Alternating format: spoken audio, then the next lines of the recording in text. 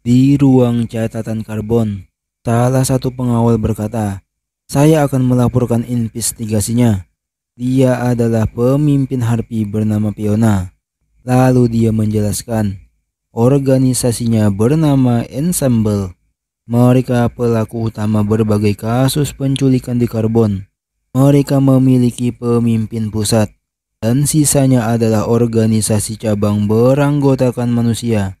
Berdasarkan penyelidikan, penculikan dan perdagangan manusia dilakukan oleh mereka yang ada di tingkat bawah. Jegal yang mendengar itu dia menghela napas.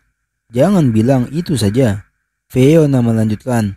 "Sungguh memalukan, tapi hanya ini yang berhasil kami temukan." "Apakah hanya ini informasi tentang penculikan dan orang hilang yang terjadi selama beberapa tahun? Bagaimana investigasinya berjalan selama ini?" tanya Jegal. "Tangkap mereka saat terlihat, tapi banyak anggota level bawah yang telah ditangkap." Jegal yang mendengar itu dia semakin pusing. Tidak masuk akal.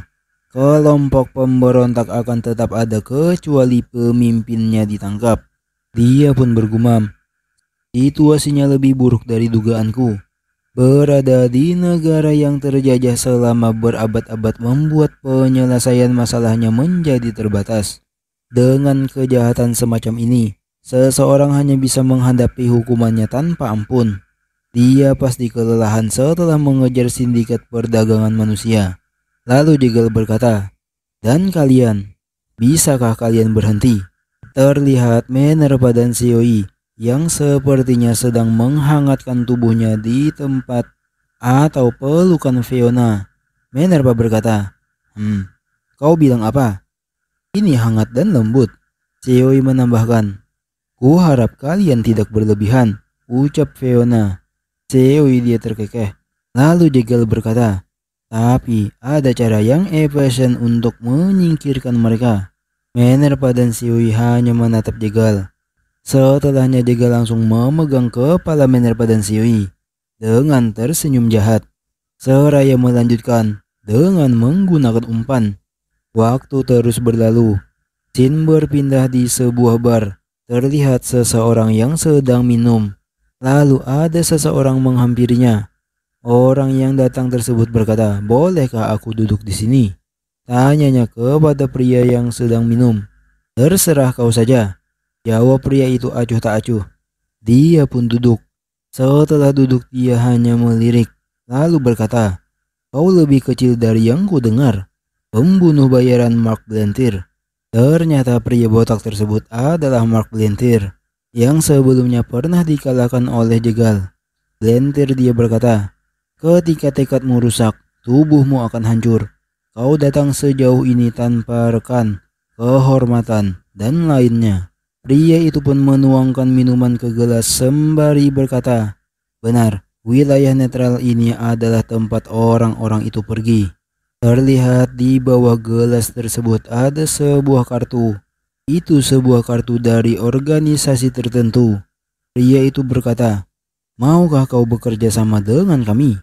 Beberapa saat setelahnya di kerajaan karbon, terlihat di tengah kerumunan ada Mark Blantyre yang sedang berdiri, yang sepertinya sedang mengincar dan menunggu sesuatu. Pria sebelumnya yang seperti seorang samurai itu berkata, "Apa kau melihat gadis dengan telinga kucing itu? Bawakan dia kepada kami." Terlihat itu adalah Minerva yang sedang menyamar. Mark Blantyre pun menjawab, "Itu mudah." Pria itu pun memperingati, "Hati-hati, dia adalah barang yang diinginkan pemimpin. Kau tidak boleh menyakitinya." Mark Blantyre pun menjawab, "Apakah dia begitu spesial?" "Tentu saja, mereka dijual dengan harga tinggi.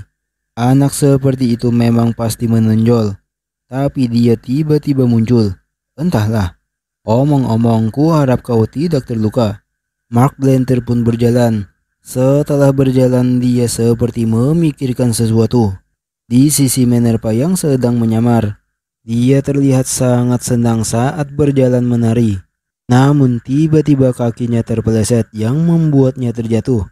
Setelah bangun, di depannya ada seseorang yang memakai jubah yang sedang menghampirinya. Melihat orang tersebut ingin menangkapnya, Minerva dia membulatkan matanya. Tidak lama setelahnya terlihat Minerva yang sudah diculik.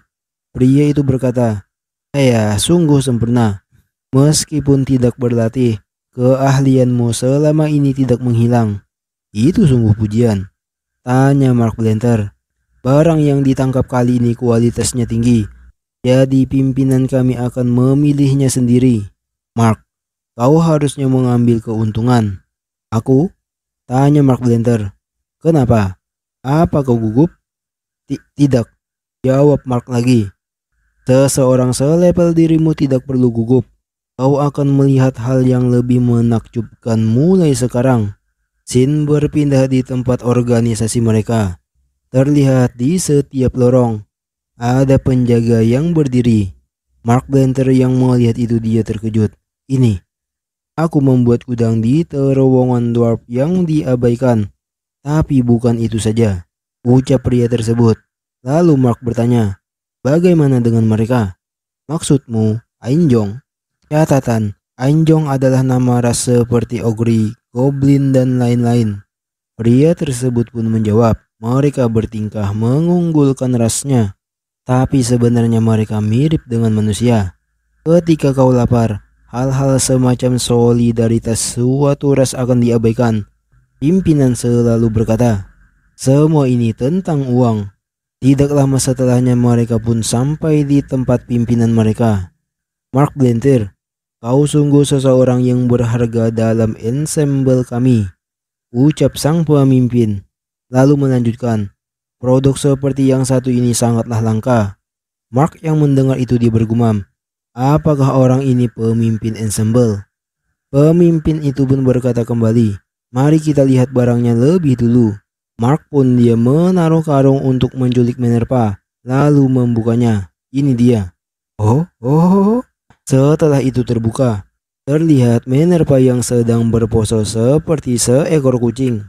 Itu membuat pemimpin tersebut sangat menyukainya. Dia bergumam, "Ini benar-benar produk ideal yang selama ini kucari. Sayang sekali jika menjualnya. Lebih baik ku simpan saja." Lalu dia berkata sembari mendekati Minerva, "Menurutmu, maukah kau menjadi anak kami?" Minerva pun menjalankan aktingnya dengan baik. Pergilah," ucap Minerva. "Hah?" Pemimpin tersebut yang mendengar perkataan Minerva dia sangat terkejut. Tubuh dan tangannya gemeteran. Setelahnya terlihat Minerva yang berpose seperti kucing. Meong. Pemimpin tersebut yang melihat Minerva dia sangat marah. Apa-apaan ini? Dia bukan gadis monster yang lucu." Dia berteriak, "Dia hanyalah anak manusia yang dipasangi telinga kucing." Namun di belakangnya ada seseorang yang sudah mengayunkan sebuah senjata ke arahnya. Serak. Pemimpin tersebut langsung dibuat jatuh. Pria yang berpenampilan seperti samurai itu dia berteriak, "Penjaga!" Jegel yang sedang menyamar sebagai Mark, dia memanggil Sioi. "Sioi." Setelahnya domain es langsung terbentuk. Itu mengunci pergerakan pria tersebut yang ingin melarikan diri. "Apa ini? Es, kau, apa yang kau lakukan? Kau masih belum menyadarinya?" Hah. Jegal pun melepas topeng untuk penyamarannya, sembari memegang pedang es di tangannya. "Aku adalah Warrior of Dome." Beberapa saat setelahnya terlihat mereka yang sudah diikat. Pemimpin itu dia berkata, dengan mulutnya yang sudah diperban, yang diartikan, kau benar-benar menipu kami. Apa yang kau katakan? Aku harus menutup mulutmu," ucap Jegal. "Kau melakukannya dengan baik sebagai umpan.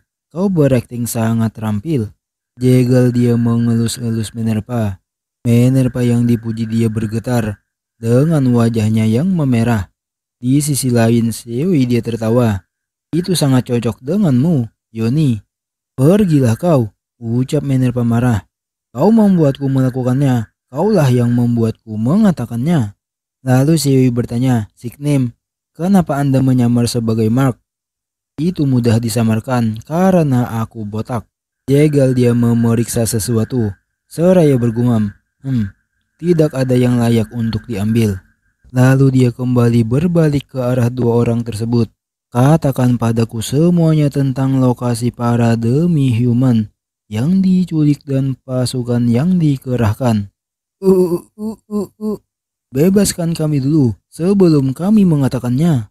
Jegal yang mendengar pemimpin tersebut susah berbicara karena mulutnya diperban, dia pun melepaskannya. Seraya berkata, macam-macamlah, dan aku akan langsung membunuhmu. Pemimpin guild tersebut menunduk. Ya, aku mengenalimu sekarang. Signature Jegal, sang warrior yang mengutuk Arsem Pertinon. Lalu dia berteriak, tapi kau pikir aku akan membuka mulutku hanya karena ancaman seperti itu?